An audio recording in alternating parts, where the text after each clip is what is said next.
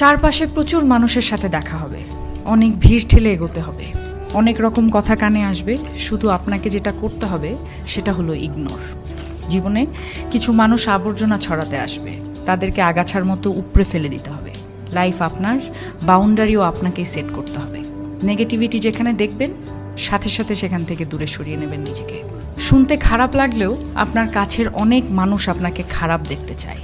তারা চায় সহানুভূতি নামক মলমের তলে একটু কাটা ঘায়ে নুন ছেটাতে। আপনি সিম্পলি সেই সুযোগটাই দেবেন না। অযথা তর্কে যাবেন না, বোঝাতে যাবার কোনো প্রয়োজন নেই। আপনার সামনে কেউ যদি বলে আপনি মূর্খ, তাই মেনে হেসে বেরিয়ে আসুন। ওই যে সময় আর এনার্জি বাঁচিয়ে নিলেন, ব্যাস কেল্লা ফতে। যে যা বলছে শুনে নিন, আর মুচকি হেসে শির দ্বারা সোজা করে নিজের সিদ্ধান্তটা নিজেই নিন। যারা নিজের সিদ্ধান্ত নিজে নিতে পারে তারা আসলে জীবন চেনে, বোঝে। আপনাকে নিয়ে যখন বাকিরা সমালোচনা করতে ব্যস্ত থাকবে, আপনি ঠিক সেই সময়ে গাছ লাগান, ঘুরে আসুন, রং তুলি নিয়ে মনের মতো ক্যানভাস সাজান, বাড়ি গোছান, গল্প পড়ুন, পারলে আরও দুটো সাহিত্য পড়ে নিন, নিজের পুরনো ফটো দেখুন, ব্যাডমিন্টন খেলুন, ছবি তুলুন, চা খেতে বেরিয়ে পড়ুন, নামাজ পড়ুন, পুজো করুন। মোট কথা, তাদের কথায় রিয়্যাক্ট করবেন না একদমই। যা বলছে বলুক, আপনার কানে এলেও ফেলে দিন। দিন শেষে আপনি জানেন আপনি কি, কেমন, আর এটাও জানেন যারা বলছে তারা আপনার কাছে জাস্ট ম্যাটার করে না। ঠিক এটাই। একটা বাউন্ডারি সেট করুন, একদম যাদের বা যার বুকে মিশে আপনি একদম শ্বাস নেবেন, যার সামনে আপনি আয়নার মতো দাঁড়াতে স্বাচ্ছন্দ্য বোধ করেন, শুধু তাদের কাছে এক্সপ্লেইন করুন, শুধু তাদের কাছেই ঝুঁকতে শিখুন। কারণ হয়তো তারা বা সে আপনাকে খারাপ দেখতে চাইবে না।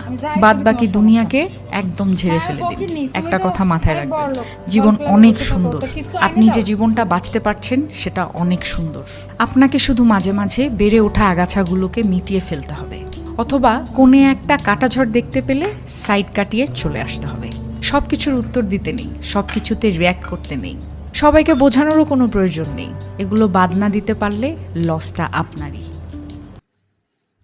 এখানে ব্যক্তিগত কিছু শব্দ আছে ভিডিওর ভিতর, যেটা শোনা যাচ্ছে এবং বোঝা যাচ্ছে ক্লিয়ারলি, বাট আমি সেই শব্দগুলো ডিলিট করিনি এই জন্য যে আসলে ক্যামেরার বাইরে বা ভিডিওর বাইরেও যেসব অনেক কিছু হয় যা মানুষ জানে না, যে কথাগুলো বলার জন্য আমি আসলে ভয়েসটা দিলাম বা আসলাম। সকালবেলা আমি 20 কিলো থেকে 22 কিলো পথ যে মেয়েকে কলেজে ছেড়ে দিয়ে আসার সময় নাস্তাগুলো কিনে নিয়ে আসি, আর আসার পর যখন আমি বাসায় আমার হাজব্যান্ডকে খাবারগুলো সামনে দেওয়ার জন্য মানে বিভিন্ন রকম পাত্রে পরিবেশন করছিলাম, তখন সে আমাকে ফকিন্নি বলতেছিল। যাই হোক, যে জন্যই বলুক, আমার কাছে মনে হয় যে ঢাকা শহরে পুরুষের বউ ছাড়া অন্য কোথাও তার যদি খাওয়ার শোয়ার জায়গা থাকে, তাহলে জীবনও সে বউ কখনো স্বামীর মন পাবে না। যাই হোক।